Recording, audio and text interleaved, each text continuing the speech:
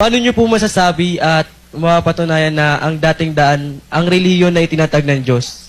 At kung ito po ang totoong relihiyon, bakit po mas marami ang Katoliko at mismo ang mga tao sa Roma kung saan naroon ng mga Santo Papa ay mga Katoliko din? Kakamali ka, kapatid na Sherwin. Maraming ateista ron sa Roma. At dun sa Italia, maraming ateista ron. Maraming hindi naniniwala sa Katoliko ron. Yung paniniwala mo na yon na sinabi sa'yo ay mali. At hindi dahil sa komo marami ang Katoliko, siya ang tunay na relihiyon. Basahin natin ang Mateo 7:13. Kayo'y magsipasok sa makipot na pintuan, sapagkat maluwang ang pintuan at malapad ang daang patungo sa pagkapahamak, at marami ang dooy nagsisipasok. Sapagkat makipot ang pintuan at makitid ang daang patungo sa buhay, at kakaunti ang nakakasumpong noon. Hindi paramihan sa relihiyon, kapatid, ano? Kahit na kayo ang pinakamarami, kung mali naman ang aral nyo, paano totoo yun? Di ba?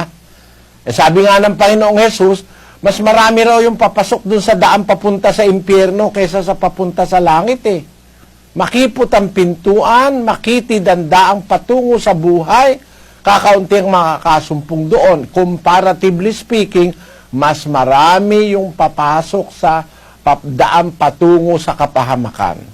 Kaya wag mong paniwalaan kung yung marami, totoo kayo. Hindi ganon. Ngayon, ang tanong, paano nyo masasabi at mapapatunayan ang dating daan ng relihiyon na itinatag ng Diyos? Hindi naman dating daan ng relihiyon Ang dating daan, programa sa telebisyon at sa radyo, pamagat yun. The Old Path, ang dating daan, El Camino Antigo, sa iba't ibang lingwahe, yan programa namin sa radyo, sa telebisyon, sa satellite, sa internet. Programa yan ng Church of God International. Ang aming tinataguyod na relihiyon ay yung Iglesia ng Diyos. Yun ang nababasa sa Biblia, kahit sa Bibliang Katoliko. Uulitin ko sa Bibliang Katoliko natin basahin sa 2 Korinto 1:1. Si Pablo, apostol ni Kristo Jesus sa kalooban ng Diyos, at ang kapatid na si Timoteo, sa Iglesia ng Diyos na nasa Korinto. Yun, sa Iglesia ng Diyos na nasa Korinto. Ang iglesia sa Biblia, Iglesia ng Diyos. Yan ang nakasulat sa Bibliang Katoliko, kapatid.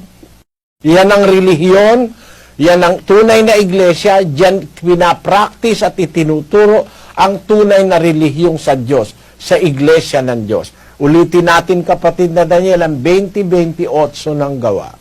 Ingatan ninyo ang inyong sarili at ang buong kawan na pinaglagyan sa inyo ng Espiritu Santo bilang mga tagapamahala upang pamahalaan ang Iglesia ng Diyos na kanyang tinubos ng sarili niyang dugo. Iglesyang tinubos ni Kristo ng sarili niyang dugo ay ang Iglesia ng Diyos.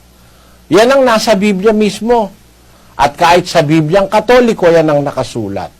Dapat ang matutunan ng tao, salita ng Diyos. Kaya tinan mo rito, kung nakikinig ka, 1 oras lang, isulat mo ang talatang binasa ko, napakarami na. Baka hindi na kayang tandaan basta-basta ngayon ng isang tao yung binasa kong mga talata sa Biblia sa loob lamang ng 1 oras Kasi, yung salita ng Diyos ang ating binabasa. Kaya, kung salita ng Diyos ang pagbabatayan, kapatid na Sherwin, ang relihiyon na itinatag ng Diyos, yung Iglesia ng Diyos. At yun ang aking ipinangangaral. Ba't kayo mas marami? Kasi maluwag ang relihiyon nyo. Walang bawal. Kahit ano pwede mong gawin, di ka naman titiwalag. Sa amin, pagka ikaw ay lasenggo, ayaw ka magbago, tinitiwalag namin. Pagka ikaw ay babaero, yung asawa mo inaapi mo, tinitiwalag namin yon.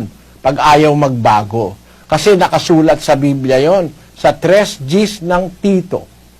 Ang taong may maling pananampalataya, pagkatapos ng una at ikalawang pagsaway ay itakwil mo. Halimbawa, yung lasenggo, no?